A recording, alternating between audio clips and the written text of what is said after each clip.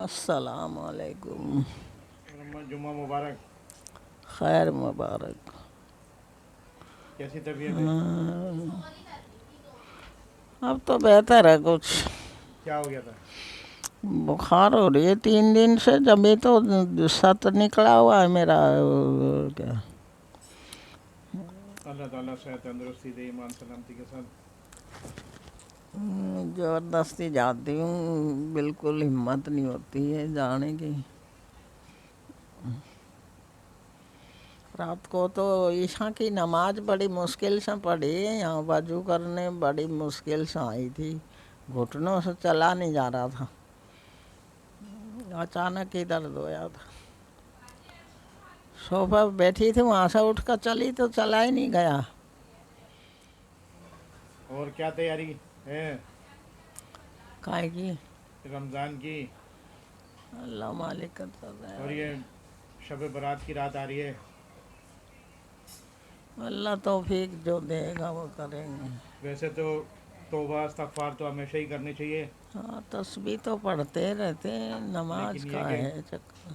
कुछ मखसूस दिन वक्त होते हैं जिसमें ज़्यादा कबूलियत का वक्त होता है। तो ये जो महीना गुजरा रजब का, और ये शाबान का महीना, आने वाला रमज़ान का महीना,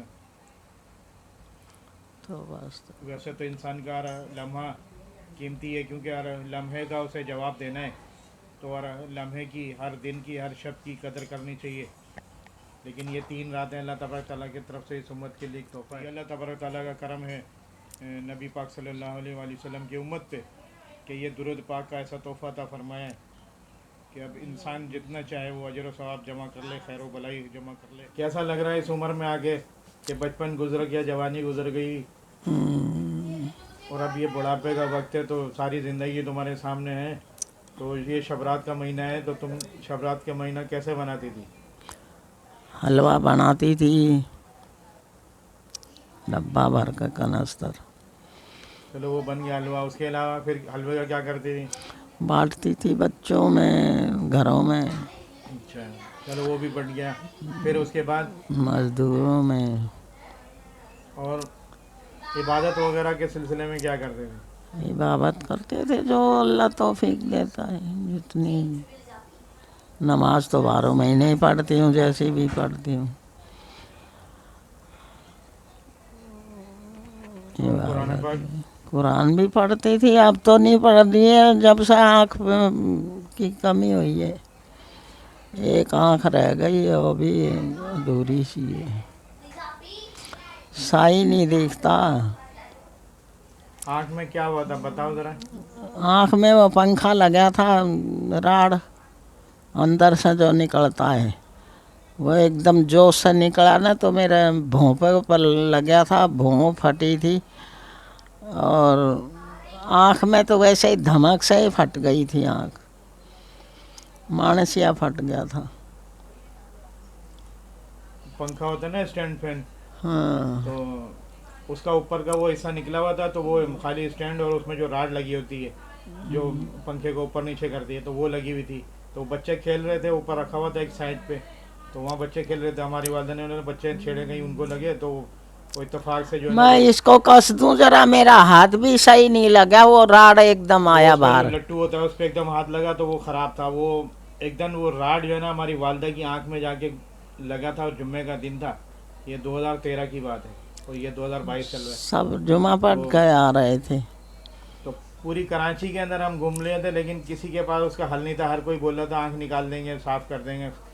तो फिर कहीं 30 घंटे बाद जाके कराची में एक प्राइवेट हॉस्पिटल मिला था, जिसने बोला हम ऑपरेशन करते हैं, कोशिश करते हैं, ये कि आँख नज़र आएगी, उसको हम साफ़ नहीं करेंगे, और पुतली भी हम सही कर देंगे, बाकी अल्लाह की कुदरत है, चाहे तो वो उसमें रोशनी दे दे।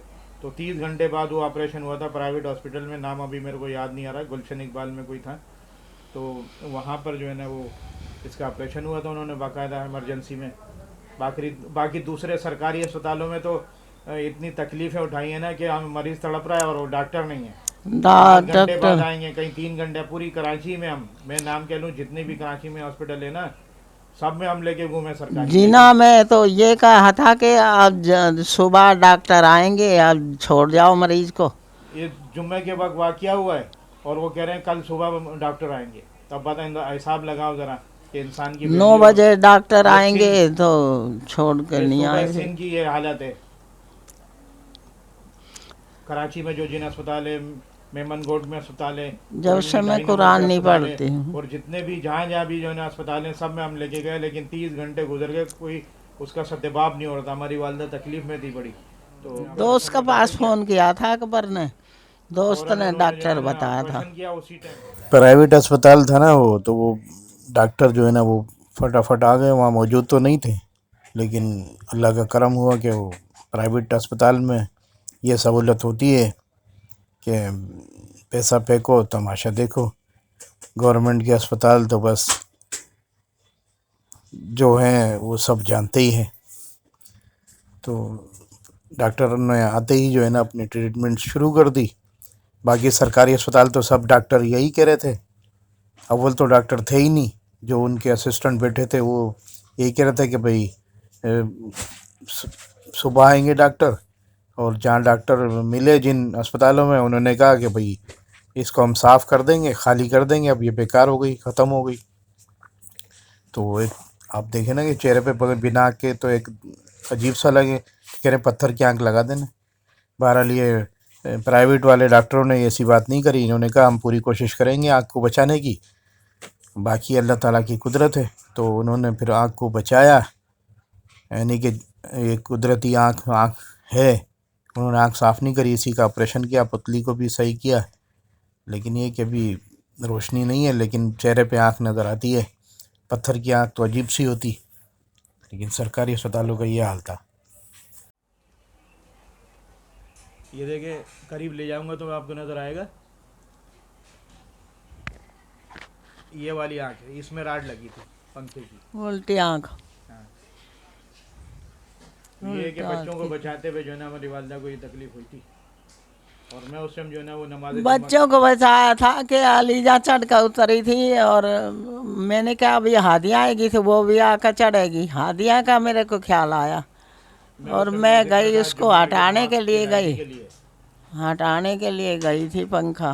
तो बस ज़िंदगी है, इंसान की ज़िंदगी में खुशी भी आते हैं, गम भी आते हैं, अल्लाह का करम है। आज 2022 है, अल्हम्दुलिल्लाह, शुक्र है अल्लाह ताला का।